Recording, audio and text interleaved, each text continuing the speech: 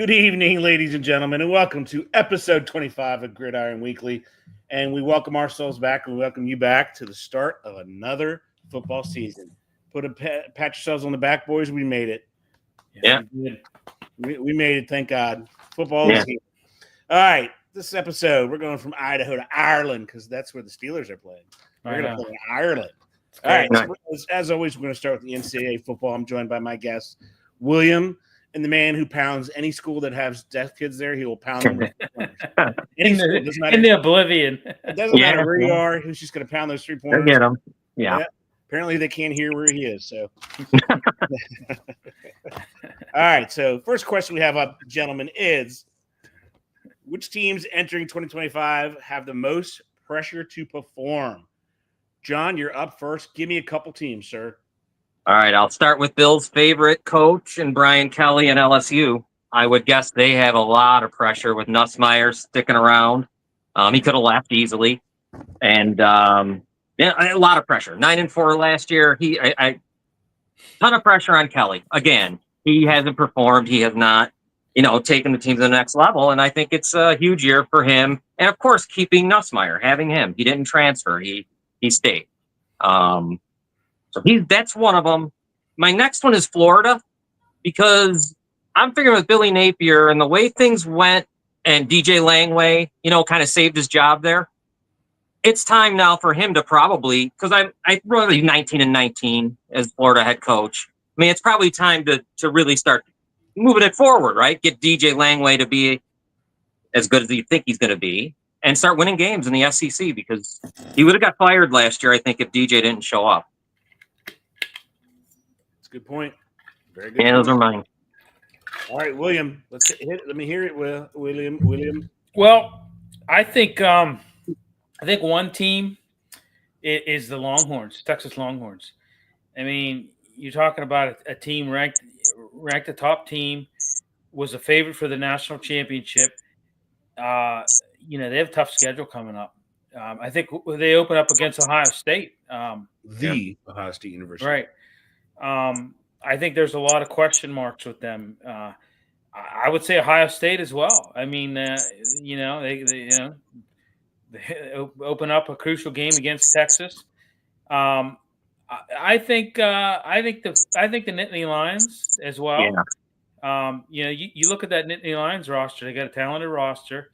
You got a senior quarterback in Drew Allar, who I think will be in the running for a Heisman if he plays well, and I think he will play well.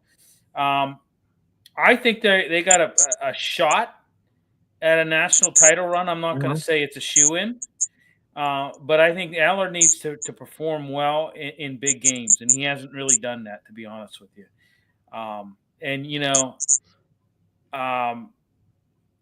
Yeah, I mean, they got a tough schedule as well. They've got Oregon on the schedule. They've got a visit to Ohio State, and James Franklin.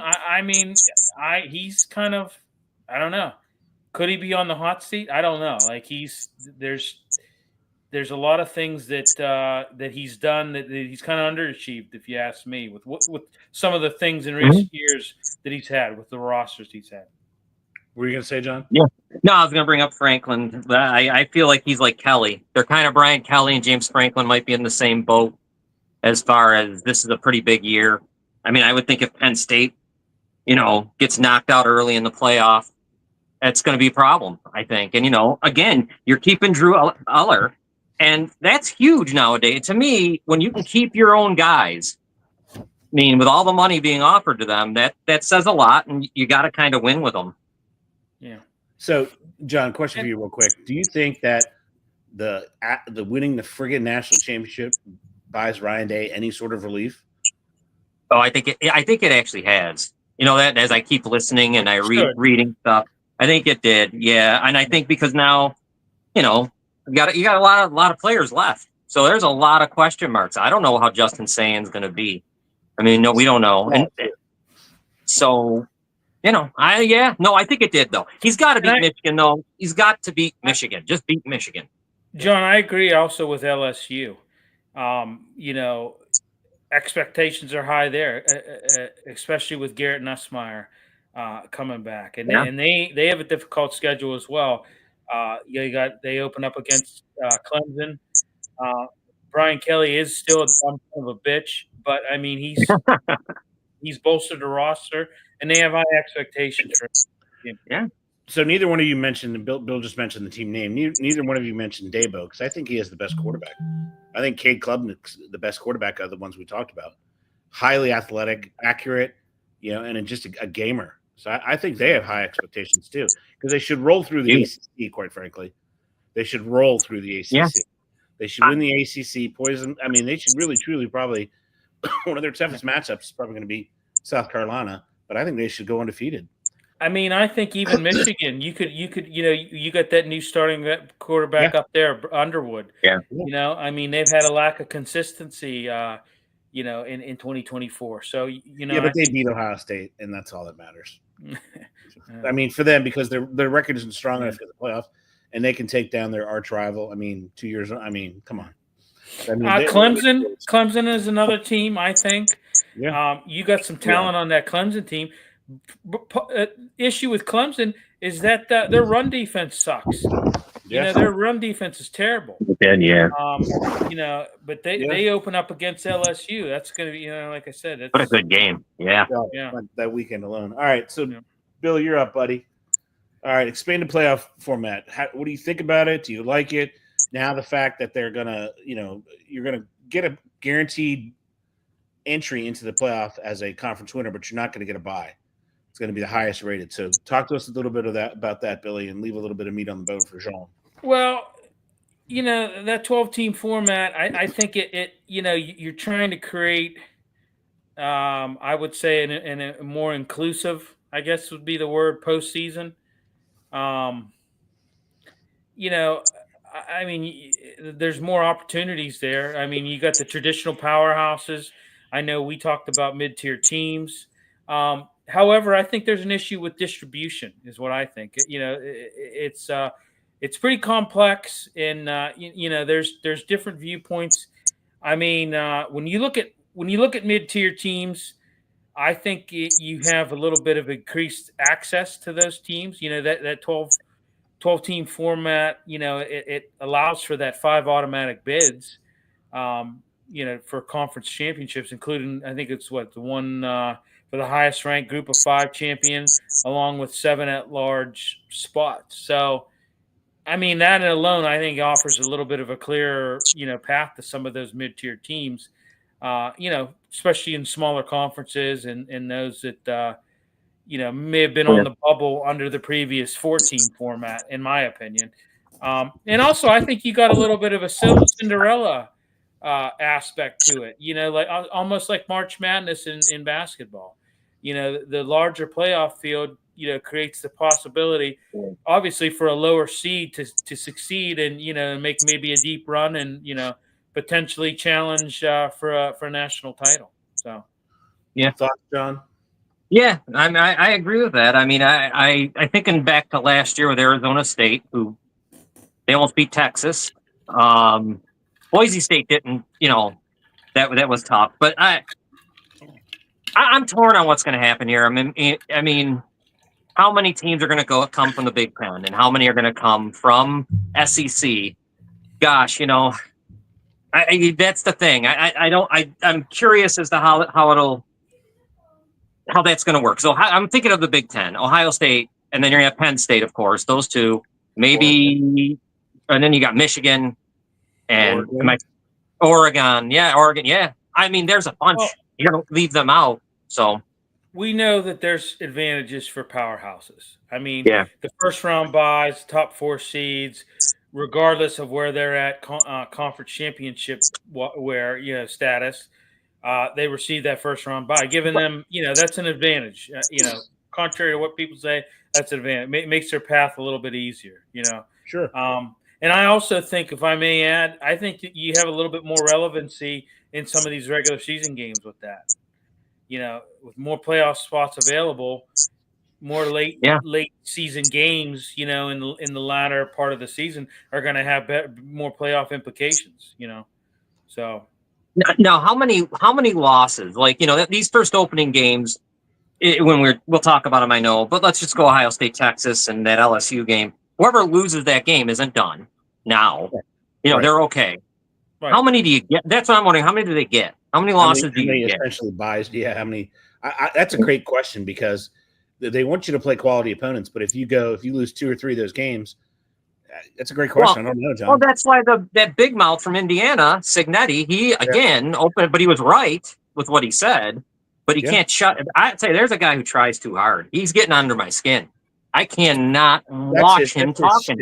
That's his shtick. Yeah, it's getting to be old. You better win if you're talking like this. And so far, he ain't doing much. You won a little, but calm down. Anyhow, he was right, though. He was right. National champion in the Division 1A, AA. Well, here's the other question I have. Yeah.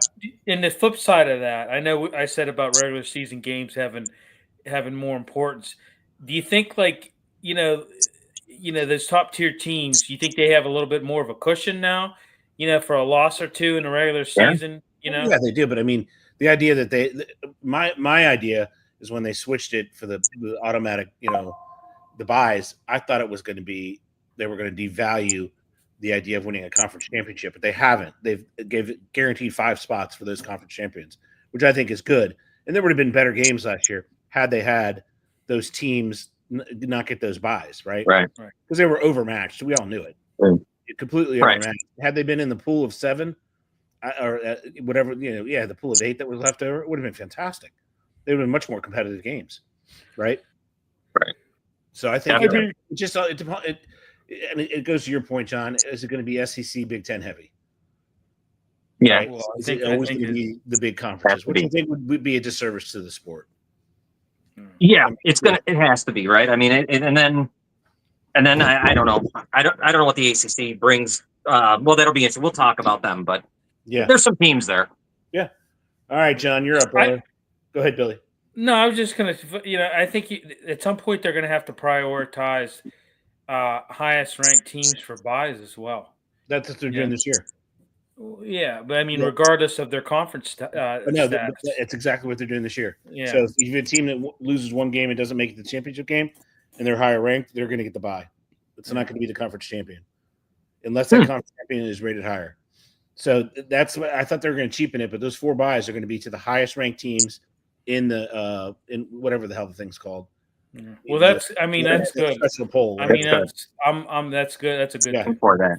Yeah, because it doesn't. That's why it came out. It doesn't devalue the conference champion because they at least get to make the playoffs. But that was when this initially was rolled out. That's what I was thinking. I'm like, oh god, this is gonna devalue the conference champion. Yeah, right.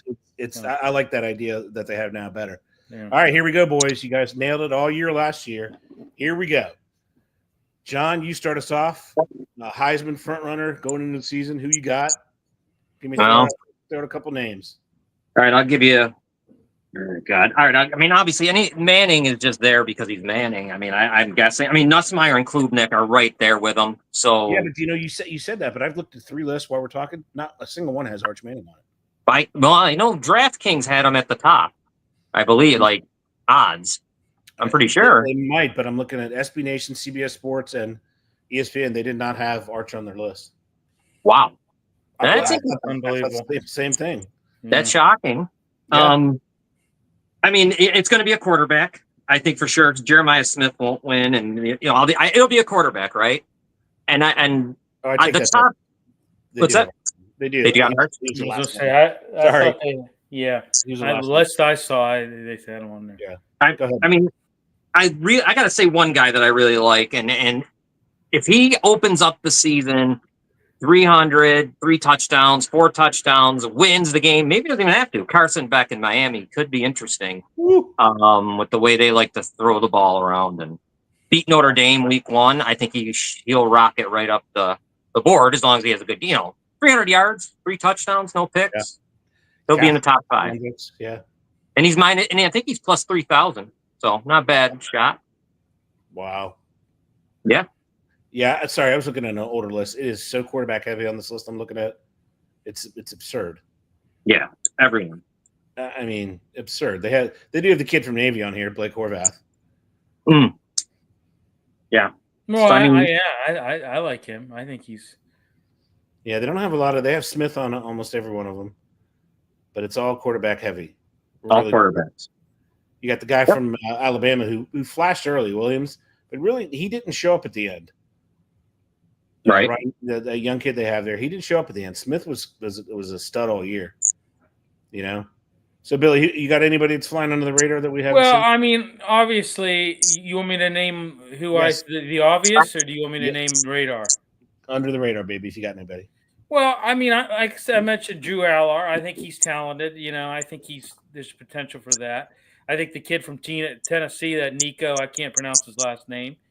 Ia Malieva. Yeah. Yeah. I think even Dante Moore, he had a little stint there in UCLA, but I think he's going to fit real well in that Dan Lanning's offense. I think he's going to have some big numbers. Obviously the obvious is Arch Manning, just because he's going to be the full-time starter for the Longhorns, and the name recognition. Garrett Nussmeier, I mean, hey, last season he threw for over 4,000 yards. Yeah. I mean, so he's a gamer. I like him. I think he's really he looks almost, like an NFL quarterback. He really does. And I think that that probably is going to fuel his Heisman candidacy. Jeremiah Smith, he's one as well. And I got to be honest with you, I like Miller Moss. I think he could potentially be, now that he's in Louisville. That's a definite under the radar one, Billy. Yeah, I think Miller, Jeff Broom's offense, I think he's going to flourish in that. I really do. Perfect fit, yeah. Yeah, it's a perfect fit, and I think he's really going to flourish there. And I got to say, Blake Horvath, what I've seen, he's a strong dual threat option. Yeah. And he, if they have a pretty decent record, he's probably going to be a contender. Yeah. I totally forgot about Miller Moss. That's a great one, Billy. Yeah, me too. Yeah, that is a great one. I really think Miller Moss. I think his biggest problem was he didn't flourish in that USC offense, and now he's going to be under, like I said, Jeff Brom's offense, and I think it plays to his talent. Oh yeah, and I think it's going to be good. I think it's going to be really good. I mean, you get some decent quarterbacks here in the ACC. I mean, even Kansas State, that what's his name, Johnson, Avery Johnson. He's another one. Anybody like the kid from Arizona State? Levitt. Yeah. I mean, you could even mention SMU's quarterback Jennings. Yeah, we didn't talk about that. Another ACC quarterback. I kind of like the kid in Florida. Langley. Lagway, yeah. It's gonna be interesting. After that first weekend, we're probably gonna have a lot more knowledge. If Arch goes into the horseshoe and slices and dices Ohio State, I mean, it's going to be the odds-on favorite. Right. Yeah, absolutely. They ain't playing anybody else that tough. They're just not. Yeah. So that'll be, you go into the defending national champion's house and you carve him up, man. That dude is going places. Truly. Agreed. All right, Billy, you're up, man. In the world of NIL, Sir William, right? Yeah. Obviously, you can name programs that are thriving from this. Do you have any other gripes about it? Do you have any teams that aren't utilizing it well? Do you have teams that are overutilizing it? And do you have a team that's possibly under the radar that nobody knows about that poured a lot of money into their program that we don't know about? You start us off, Bill. I think there's one of the things I think is the tampering concerns. I know that's been a little bit of concerns. You kind of got that shadow system in the whole thing. Early contact and inducements, I think, are happening even before they enter the portal. Yep. And we know it's happening. They deny it, but we know it's going on. I almost think in this current state, it's almost kind of like free agency. They're making transfer decisions based on, let's be honest, financial opportunities rather than any type of loyalty or long-term development within a program. I mean, they're going where the money's at. Let me stop you right there. I got an inject question just to you to think about, Billy. Do you think that if you're a top flight, William Akins is a top flight coach, Division 1A coach, he doesn't go into the transfer portal that much. He's loyal to the people that he recruits. Do you think that is a benefit or a weakness? So if you're a good player, you go to your school, Billy. You say, look, man, I'm not recruiting anybody at your position. I'm not going to the transfer portal. This is your job. Do you think that's a benefit or what? In a perfect world, I'd say it would be a benefit, but I think almost it's not. I think it's. I don't think it is. I really don't. I really think I look at Nick Saban. I really think that's the reason why he got out. He got out of this. I mean, financial incentives are just a major factor now. I mean, we've shifted the focus of recruiting with the traditional way. Like, hey, academics and athletic programs. And we've replaced it with significant financial earnings and the potential to do so. And the schools with greater resources are gonna attract the top talent, and they're gonna be able to put together good financial packages for these athletes. It's just how it is. And interesting. And I mean, I tell you what, if you're a coach you're trying to manage a roster, I mean, it's tough. I mean, it's very tough. It's also easy to. I mean, it's a double-edged sword. It's tough to manage a roster. It's also easier, like you said, if you're at a powerhouse school, it's also easier to go out and get guys and find the talent if you got the money. I mean, if you're a coach, I mean, it's just constant instability in your roster. I mean, it really is. What say you, John? Well, I just remembered, was it Dabo? Remember, he was resistant, and then finally he didn't resist, and now, they're pretty good. They were good last year. Very good. I mean, they could win a national championship. But he's a prime example. I mean, he was a guy who resisted to the point where the program was suffering because of it, and then it was like, okay, I can't. I got to change with the times. I am really impressed when these guys stay. When you can keep your own guy. When you know what I mean? Because there's money being thrown at Jeremiah Smith. There's money being thrown at everybody. They can go. They can leave. Whatever they want to do. But they stay. I think that might show something to an NFL team. I don't know. That's another point. Just a real quick inject for you, John. Yep. Do you think the fact that they have to continually recruit their own players every year, their existing roster every year, is a problem? That sucks. Yeah. It probably is. It can't be what you want. It's not what you thought of when you were going to be a college football coach. You didn't think of that. And it's happening that's the thing. There's no contract. So it's happening every single year.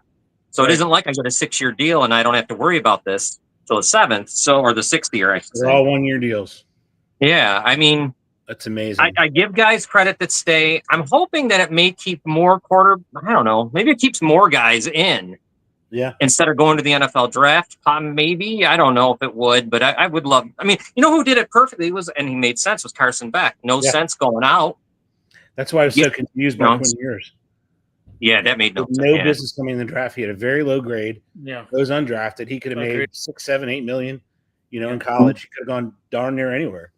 Under the radar, and I've been reading it up.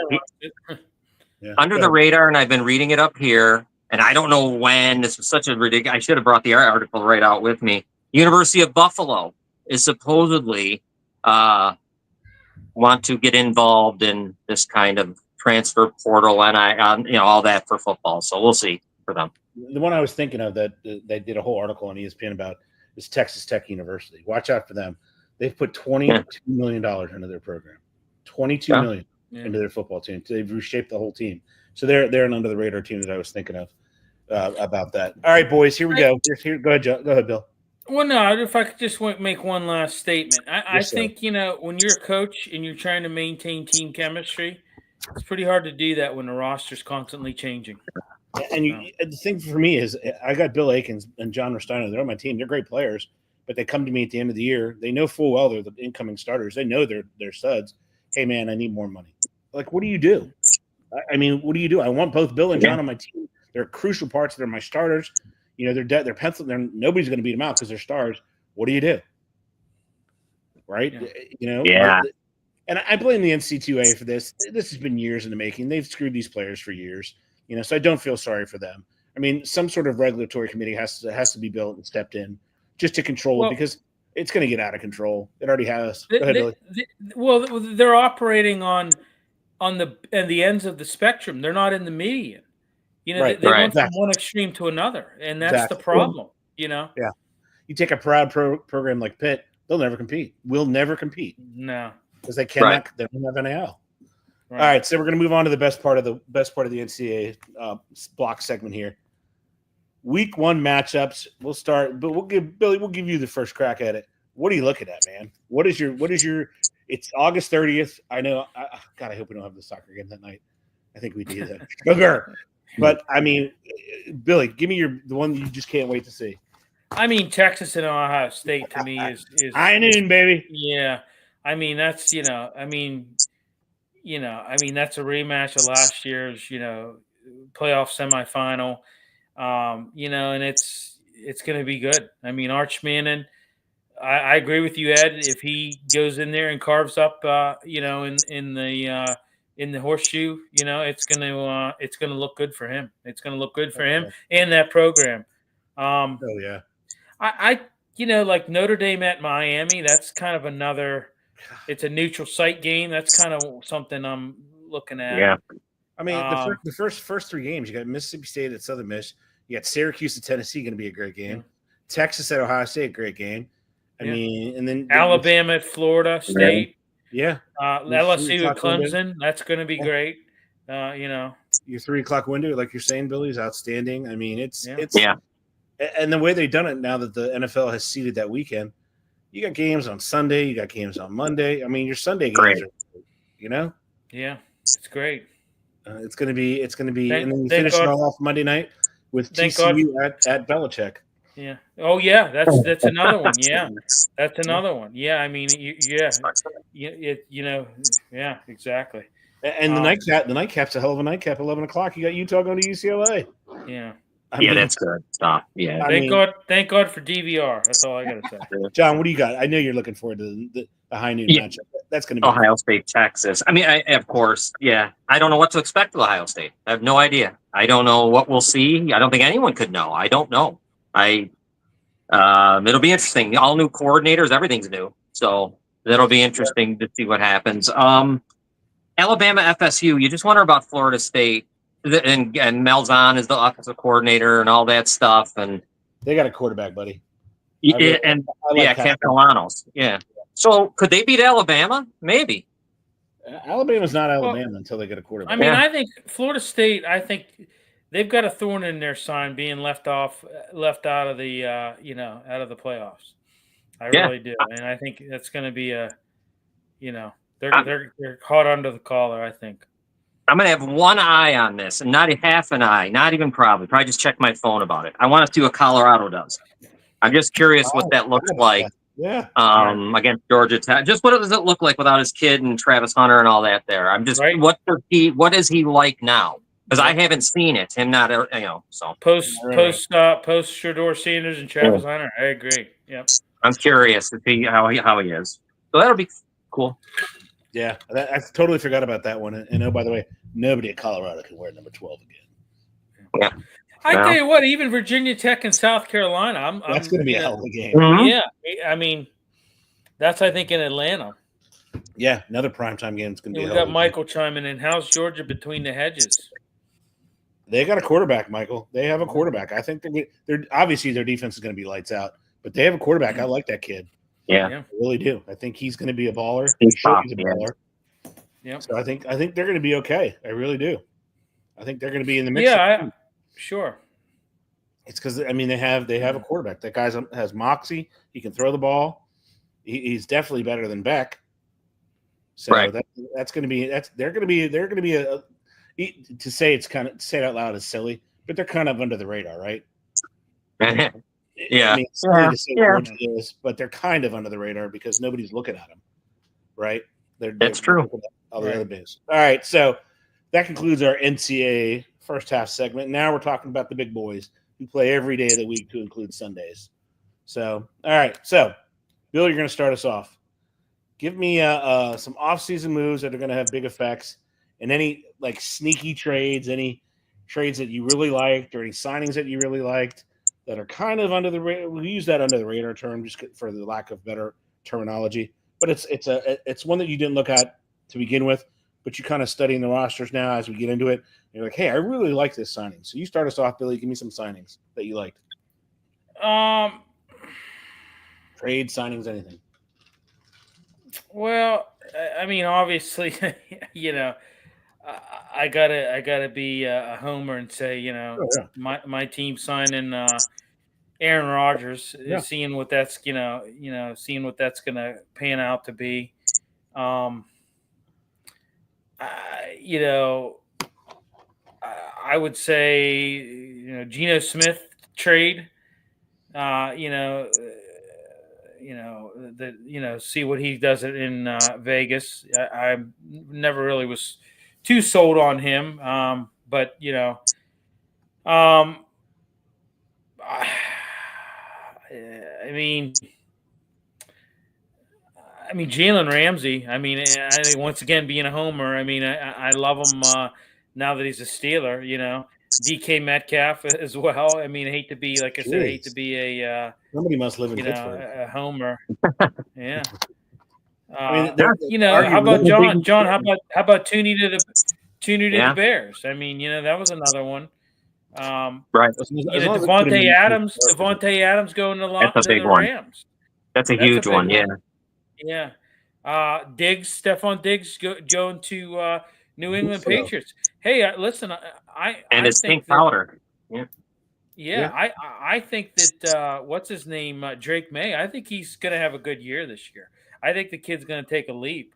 And what about D Hop to the Ravens? That was another one too. That was another one. D Hop to the Ravens. Yeah. Does he have anything left? He has been so I don't know what you think about him. He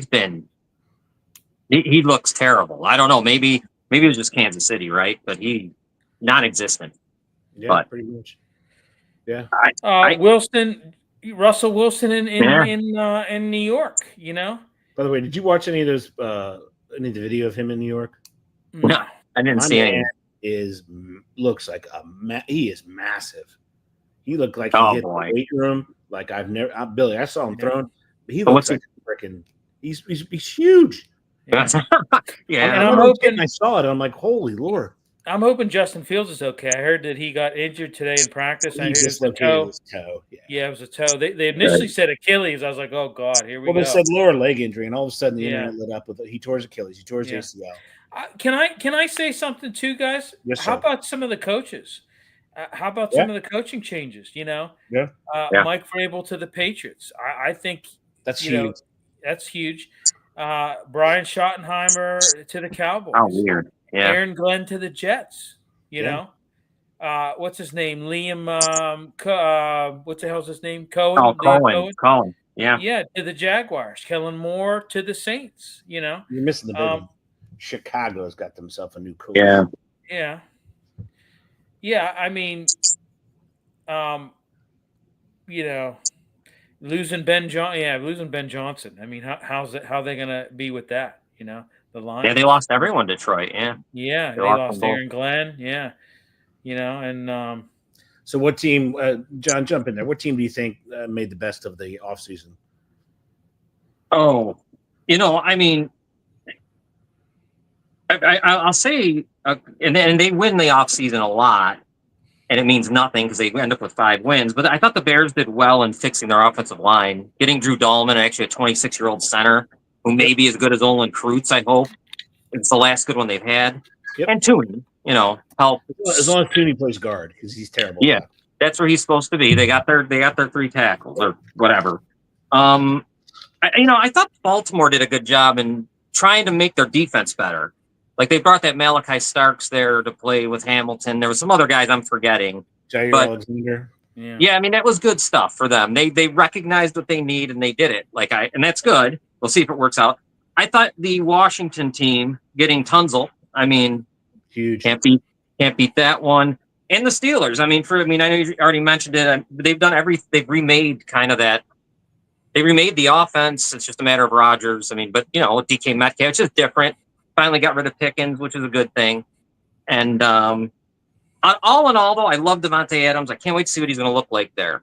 Like that team could go to the Super Bowl maybe, and I kind of that team in clean weather beats Philadelphia. Period. Beats Philadelphia, yeah. Beats Philadelphia. So well, and you got Stafford with his restructuring of his contract. That was big, Yeah. So, I mean, and how about Cincinnati restructuring, re-signing their star receivers? Jamar Chase, T. Higgins. By the way, they're morons. There's two unsigned picks. They both belong to Cincinnati, first and second round picks. Why in the world do they not see that in this guy? Why did they not see that this guy's a weirdo? The thing that's holding it up is their owner came out, Paul Brown came out and said, "I'm not paying a dude who's in prison." Right. So and the kid's like, "Well, I have to have that in my contract." Like your character's that poor, you think you're going to end up in prison sooner or later? Right. I mean, and Cleveland or Cincinnati was able to find him in the draft. If you knew that about this guy, why in the heck did you draft him? Right. Stupid. And the other goofball, what's his? That sounds like something the Browns would do. I mean, really. Right. I mean, I think the other team that we're not talking about because we're not allowed to is the Minnesota Vikings. They loaded up, John. Yeah.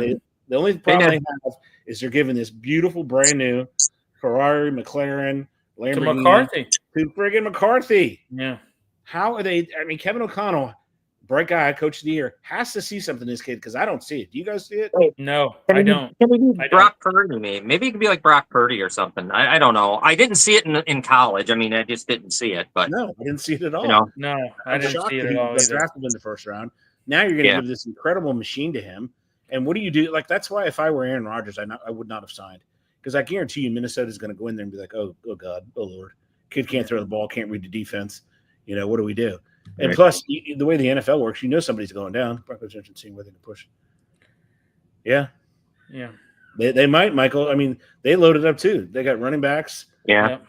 They got. I mean, they're going to be tough. They're going to be. Well, I'm going to tell you something right now. Bo Nix is a game. He's legit, man. He's legit. That kid's legit. But that goes back to the fact, Billy, that they have a coach, right? They have a coach who's coaching his strengths, not his weaknesses. Yep. And that's the problem they have in Pittsburgh. They don't have all they want to do is Pittsburgh wants to do it. Tomlin wants his way or the highway. Right. No, you're right. I totally agree. All right. So the next one, John, you're up. Which quarterbacks are under the most pressure to deliver this season? I got the two obvious I'll throw out there is Lamar and I guess Josh Allen. Although Josh Allen has, I got to give him credit. He's performed in the playoffs pretty good, where Lamar has not. So it's probably more on Lamar, but they both need to get to a Super Bowl here soon. Both guys, just for themselves and their own legacies and all that stuff, let alone the franchises. I'm going to look down to Florida. I think Trevor Lawrence and Tua are big years for these guys. Yeah, good choice. Yeah. With Cohen there now, I mean, they're giving, it could be exciting. Trevor Lawrence, he's got you got to see it now. It's time. So go with him. And Tua, I mean, he is one bit away from, we know the disaster that could happen, or it feels like both of these guys could end up being backups before we know it. Like if things don't work out this year, because you're paying Trevor. Joe Flacco. They're the next Joe Flacco. Yeah. Liam Cohn needs to learn how to pronounce Duval. Duval. That was great. The best. That was terrible. Yeah. And my last one, and then I'll throw it out to Bill, is Goff. Jared Goff, I think, needs to be better if he wants to bring the Lions to where they want to go. Billy, up. Well, my number one choice is Dak Prescott. You're the league's highest paid quarterback, $60 million annual salary. Be right back. You need to really justify your contract. You need to do that, and he hasn't done that. I mean, he's underachieved in my opinion, and I don't know. Like he's my number one. He's my number one. It's put up or shut up time for him. I gotta say Russell Wilson. He had the stint in Denver. He had the stint with my Steelers. He's trying to revive his career. You're right, buddy. Yeah, he's trying to revive his career. He's going to be closely watched. Brian Dable, I think, a coach is going to be closely watched too. I don't know. You've got Jackson Dart waiting in the wings. Another guy is Geno Smith. I I don't know. Everybody says this guy's such a great quarterback. I'm having trouble. He's got his stats are extremely favorable to him because we did this. I did this with Dr. McCown and the French native from another place, LeBaron. His stats they're sneaky good, man. They're sneaky good, Ed, but they're not consistent. He shows flashes. Right. You're right. He's either really good or he's really bad, and he shows flashes. There's no median with him, and no real consistency. It's an upgrade, I think, for the Raiders, though. I agree. It's an upgrade for the Raiders for sure. I agree with what John said about Lamar Jackson. You've had too many playoff disappointments. He despite being a former MVP, still too many playoff disappointments. Trevor Lawrence, he's number one pick, and he's yet to fully live up to those expectations. Billy, there were two people who called him possibly a bust before he was drafted. Who were those two people? I did, and you did. I know. We both did, and we got lambasted for it. Ed. Yes, we got lambasted for it. You guys are nuts. You guys are stupid. You don't know football. Yeah. Well, hey. He's on the path closer to our prediction than anyone else. Yeah, Here's a question for both of you. So we know how the NFL is. It's a quarterback-starved league. A team loses their starting quarterback. Do they call Atlanta immediately? And does Atlanta play ball? Atlanta has this great stock in Kirk Cousins. Do they play ball and get a high pick for him? What do you think? Go, John, you go first. Yeah, they should. And there's a team that's really – their general manager needs to – it's going on 4 years now, 5 – I don't know with him. And I'm not even – because he just hired the new coach. Yes, he should. He's got to do something because they're putting money in here. They're just not – and they're not winning. They're winning 8 games, 7 games every year. So, yes, definitely get something for it. I agree. I have one more I want to throw out. Okay, go ahead, Billy. It's the obvious. It's my team. It's Aaron Rodgers. Oh, yeah. Having joined the Steelers he's a 4-time MVP, obviously proven veteran, but there's immense pressure on him. He's joined a franchise that, let's face it, let's face the music. They haven't won a playoff game since 2016. Okay, 9 years. Okay, performance is going to be under scrutiny. Yes. Okay, but it's and you have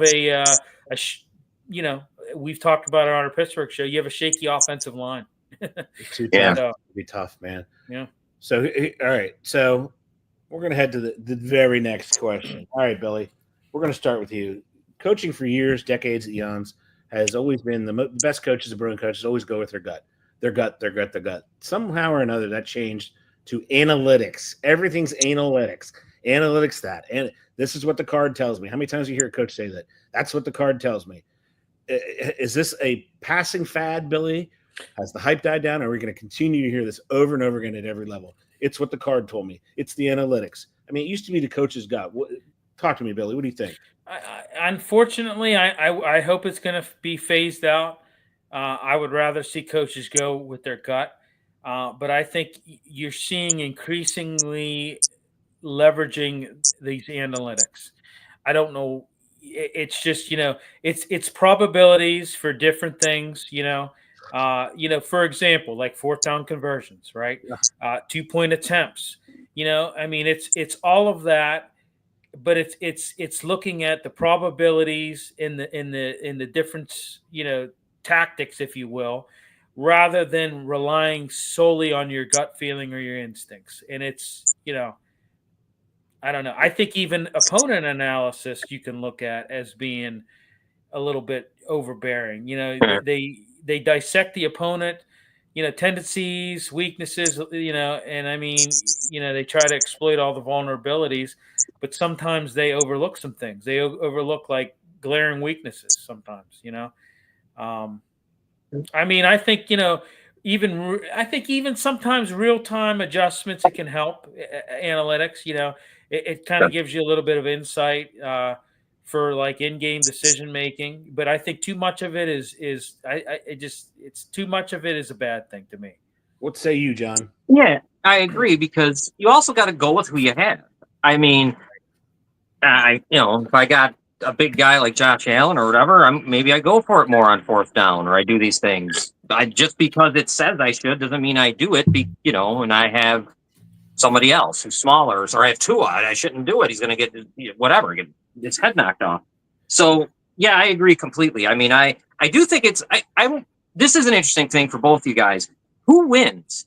Like in the Super Bowl, we got the teams that win. Are they analytic? Like I'm trying to think, like, do those teams, because it's a copycat thing.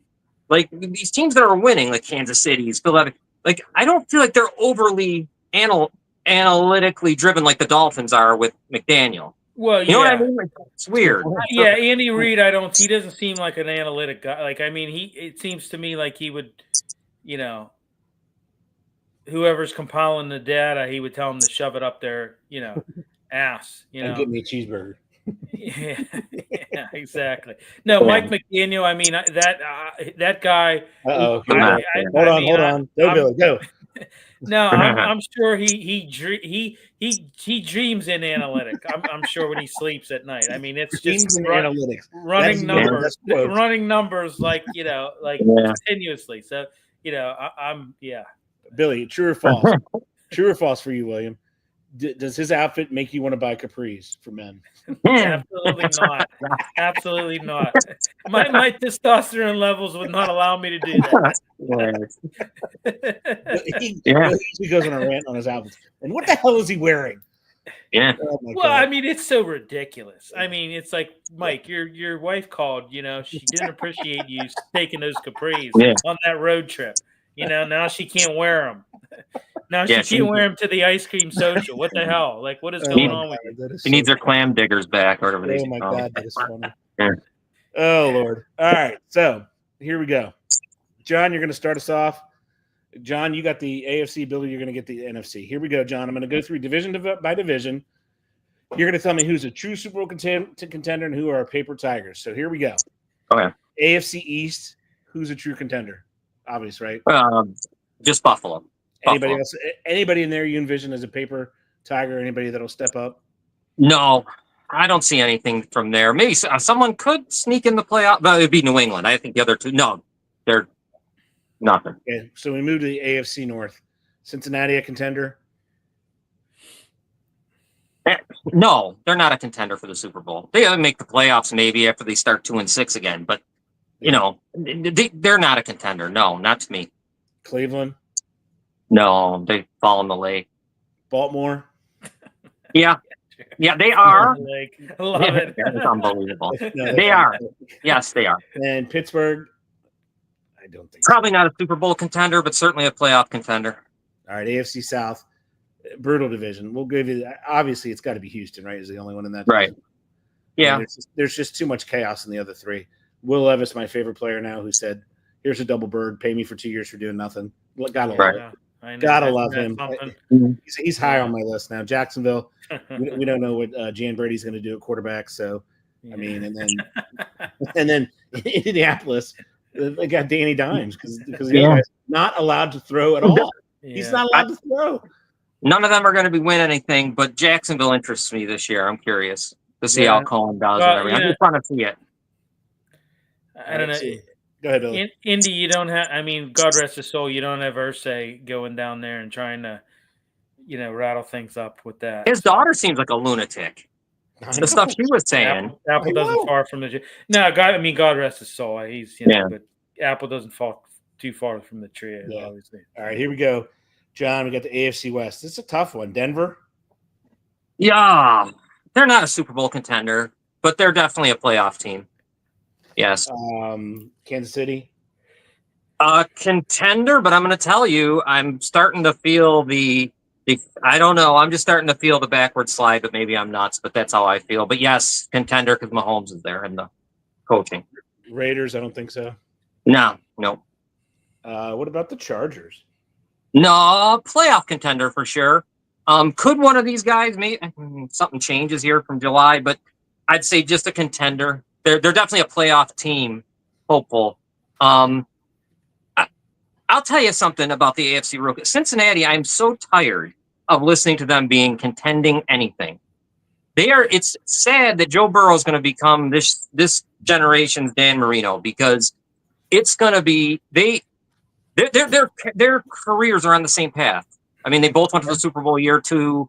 They don't know what they have. They're going to waste him, and they're not contenders. They're just not. They're not that good. Yeah. My opinion. Yep. Billy, would you change anything add anybody as a Super Bowl contender from the AFC? From the AFC? Yeah. No, I mean, I think no. Okay. I mean, I listen. I think Baltimore is a contender. Yeah. I think they have a very explosive offense, and I think you bolstered your defense a little bit, adding J.R. Alexander at corner. So and safety help. Yeah. Buffalo, I think you got obviously got an MVP quarterback, Josh Allen. I mean, I think a well-rounded roster in Buffalo, John. I mean, right? I mean, you drafted heavy defense in the draft. Yeah, I mean, obviously I kind of agree with John. I in some instances I kind of see Kansas City maybe. I don't know. You kind of sense maybe there's something there that they could take a step back, but as long as you got Mahomes at the helm, I think their biggest problem is they don't have a left tackle, and until they find an established left tackle, but that's going to hurt Mahomes. The one, if you look at their roster, I think their veteran core has pretty much remained intact. So I mean, there you go on that. I think Cincinnati could be a contender. I think that they could contend. I'm not saying they are a shoo-in. They got to get in the damn playoffs first. Right, exactly. I mean, there's a potent offense, but that defense has been Swiss cheese. It's been bad. And their starts are terrible. All right, Billy, here we go. You want me to switch over to the NFC? Yeah. Here we go, Billy. Okay. NFC East, Dallas contender.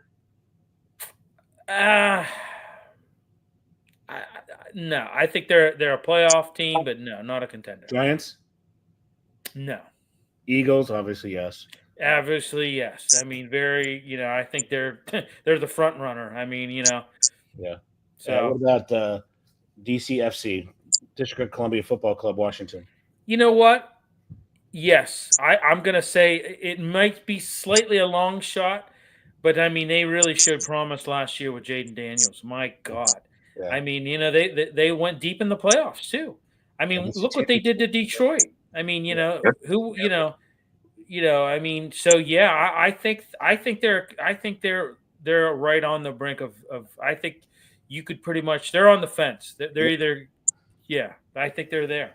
All right, NFC North, Chicago. Sorry, John, no. Detroit? Yes, absolutely. Green Bay? Playoff team, no, not a contender. Minnesota Vikings. You know what? No. Yeah, they've loaded up, but until I may be wrong about JJ McCarthy, but I mean that's a very he comes out and balls out. That's my favorite. That's my favorite for the NFC to beat the Eagles. It just is. Yeah, I mean, but because I mean everything that's around them. Yes, absolutely. Yeah. But that's still a too big of a question mark for me to say. Totally agree. Contender, I just totally agree. All right, let's go to the dirty South. Atlanta. No. New Orleans. No. Carolina. No. Tampa Bay. No. Possibly a playoff team. Already has to make a playoffs from that division. Yeah, I mean they're a playoff team. Yeah. But all right, let's head out to the wacky. And by the way, if you're in that division, I mean a quarterback in that division, I mean you just have to show a little bit of brilliance, and, I mean, and you're good. I mean, so just a little bit. All right, Billy, let's go to the wacky West. Rams, for sure. Arizona, no. San Fran. You know what? In the conversation, I'm going to say they have strong foundation. Their odds have dipped slightly, but a little bit of uncertainty, but in the conversation, I'm going to say with the Niners. Seattle? No. Okay. All right, John. Anything in the NFC you would change? No. I kind of agree with all of it. I think Detroit. I don't know what to think of what's going to happen with them. I'm curious. I don't know if they're. I don't know. They just don't. I think that they accelerated up too fast, and everyone wanted it so bad. It was such a nice story, but I don't know. I don't know what I'm seeing there. Do you think they peaked? Yeah, I think they may have. I don't know what the hell's going on. I think they need a quarterback. Is what I think they need. They need someone else, but they got him, so they'll do what they got to do. I mean, I like all of that. I mean, I think he was right on. Washington, that's a long shot, but they could be something if this guy doesn't have a sophomore jinx or anything, they could be really good. Inevitably, he's gonna go down. Here's the problem in Washington. Say he doesn't go down, and he has 2 more years like this. They're fooked. What is his number start with? What is his number start with? And it goes back to our debate. They've got to look to the NBA. How in the world did the Milwaukee friggin' Bucks get a championship? Because they're Oklahoma City. Oklahoma City had the original trio. Remember back in the day? Yep. Plus they had Serge Ibaka. They had a bunch of other pieces that were fantastic, and they couldn't do it. So I think the NBA has got it right as far as parity, and it's not the product. If Dr. McCown is listening, not the product. It's the framework of the league. I think they have to look at that in the NFL. I also think the Bears they're in the same boat as Minnesota. I think because I think the Bears have a lot of talent. Now Williams has to be a real quarterback, and we'll see. He's one of those quarterbacks. I thought when you were saying the obvious for me was Caleb Williams. Even though he's only in his second year, he's got exactly the coordinator he needs to develop him. The guy got. Well, here's the problem: is I think Detroit still has the best offensive line in football. Mm-hmm. That's why they succeed. If he's trying to replicate that in Chicago, good on him because it's going to work. And they got a good running back. They got a good running game in Detroit. I mean, for sure, that's probably the best tandem, I guess. So they're very good. Very good. I think Green Bay's not. I got to tell you, there's a team that I'm not real high on. I don't know if they're that much better than Chicago and Minnesota. To be honest, they're kind of. Too much uncertainty. Can he stay healthy? Can he make Yeah, I really think that I really agree with Billy. I think the Rams are a team to watch, man. Yeah. I do too. They would have beat. I'm telling you, if that was a dry field, they would have beaten Philadelphia. I don't care what anybody says. They would have beaten them. Yeah. Because I was watching the game. I'm like, oh, good. We're going to Redskins. We're going to LA for the championship game. But they're a team that and they're kind of flying under the radar. Nobody's really talking about them that much. But I think they're poised to attack. Yes. Yeah. I did too. Division that's down. Just go ahead and let go of 17 people because that's their quarterback, right? Which is another fault of the NFL. They had to get rid of most of their stars because you have to be a quarterback. Well, the vision's there for their taking. I mean, it really is. Yeah. To me, Seattle has a new quarterback. Here's 2 questions, then we'll go to the next one. First one, I'll give one question to Billy and one to John. Billy, your question is, what do you make of Kyler Murray at this point? He's another one. He kind of reminds you kind of a Geno Smith. There's flashes, and then there's really bad plays that he makes, and there's kind of no in between. Lack of inconsistency. Lack of consistency. Yeah. Lack of consistency. Yeah. Yeah. All right, John, for you, sorry. Do we get anything out of Bryce Young this year? Oh, I think so. I liked how he played. He was tough. I mean, he showed toughness, man. I think we do. I think I'd rather have him than than Kyler Murray. If you gave me the choice, I would take him. I think they are. I think he'll be all right. I think that team's going to be okay. I think they're going to be all right, Carolina, this year. They'll be decent. I think they're going to take a step back, or take a step forward. Yeah, I think they will. All right. I think it's important to remember, guys. These predictions, it's constantly evolving. Oh, okay. You don't know injuries, unforeseen player performances, whether good or bad. The coaching adjustments. I mean, that can drastically alter a team's chances. Hey, if you're starting quarterback, not to wish bad juju on them, but let's say the Philadelphia Eagles. Let's say week 1, Jalen Hurts tears his Achilles. Yeah. Over, man. Now, if we're just dreaming in that scenario, I would like to dream. In my dream, he does it on the tush push. Yeah. If it's gonna happen. If I'm able to enter Billy's dream with him, which would be weird. That would be my dream. All right, our last question. We'll get John or Billy. You can start us off. All right. Any coach, Billy, that's quietly on the hot seat? Not somebody you're thinking of, but somebody is quietly on the hot seat. Who do you think? Yeah, I got a few. I mean, I think Mr. Capri, we're an analytic guy. I mean, that's a good one, Billy. I think he's on the hot seat. I really do. Viewed as a strong offensive coach, but there's been questions about his leadership raised. Okay, I'm not just making this up. I know I kind of sound like I pick on the guy a lot, but there's the team's overall direction has not. It's kind of been in question. Especially in they've underachieved. And I don't know. I mean, I think he's number one on my. That's a good one, Billy. Yeah.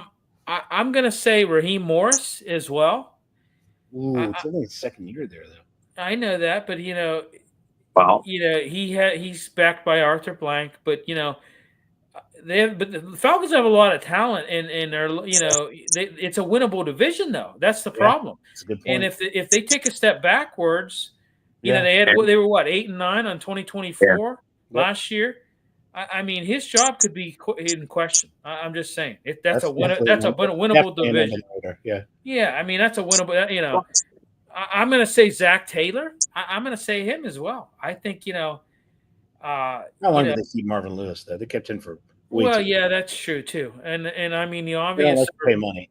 They're like the Steelers. They're just as cheap as the Steelers. So and I think that leads the segue into my other guy. I mean Tomlin. I mean it might jar some people to say me mentioning him as potentially being on the quiet hot seat, but I mean this postseason is not no playoff wins since 2016. It shouldn't. I don't know that it does, but it shouldn't set well with the Rooneys. I totally agree. All right, John, jump in there. What do you got? Real quick on Mike McDaniel. That Dolphins organization is really a joke, and maybe you guys know this, but I didn't today. The last coach to make it to the 4th year was Dave Wanstead, and that was in 2004, and that was the last time they won a playoff game. Yeah. So, they're a joke. So, okay, fire him and then go on to the next, but they're an organizational issue there that I don't, that they suck. And here's do a real quick comparison to you. Why are they not flourishing when the NHL Florida teams are flourishing? Why are they not taking advantage of the extra cash? Very good question. Great question. Yeah. Shane Steichen, maybe in Indy. Oh, good one. With Anthony Richardson and being sleepy and all that stuff. I mean, I don't know. It's probably unfair, but he might take the brunt of this. The other one, and this is the perfect example why you shouldn't take a job so quick, is Brian Dable. He was set up to fail in I think in New York it was terrible. I like him. He just went too fast, and he's going to get fired, and he's not even going to have a chance with Jackson Dart. And it looks stupid. You can tell right off the bat this is dumb. And I just don't see that team having success this year. No, I'm sorry, I just don't see it. I'm with you, John. That's one I should have mentioned as well. I'm with you. I mean, I just don't see any way that team's going to have success this year. And he's going to have to go back to be an OC somewhere. He just went too fast. It was so quick. There was no reason to take that. And he knew what he was going into. He won a playoff game. That's why. I'm always on the Bengals case, as you can tell, because I'm just sick of them. But Zach Taylor's another guy. I mean, maybe they don't because they're used to keeping guys longer. But I don't know. You got to do something there. If they start the season again like this, think about that. If again they're like 1-5, 2-6, how can you keep watching? You know what I mean? They addressed that. I was listening and watching today. They're going to play their starters in the preseason because he does not want he hadn't played them at all in the preseasons. So he's going to have his starters play in the preseason. I heard that. Yeah, I heard that. And I like Raheem. And real quick, I like that you brought up Raheem Morris because I think the GM will get fired in Atlanta, and then the new GM is going to come in and he's going to fire him. And I know this story. I'm a Bears fan. This is how they usually do it. They fire GMs, keep a head coach, hire a GM. The GM doesn't want him, so we have a dead year, lame duck, and then I think Atlanta might be heading that way. Doesn't that put them in the same peril as Miami? Yeah. Yes. They're in because they got rid of Arthur Smith after 3 years. He didn't make it. If they do it again, that's just once you get in that wash, man, you cannot get out of that wash. It's the same quarterback thing. Once you get on those carousels, it's hard to get out of them. It is. Yep. It's difficult. Absolutely. Anyway, gentlemen, as always, tremendous show. Glad to be back. 1 week from tonight, we have NFL football. We have NFL football 1 week from tonight. It's going to be amazing. Great job, fellas, and lights out buttons. See y'all later. Is it? Rest in peace, Hulk Hogan. Yep, Hulkster, man. I'm a real American. He was.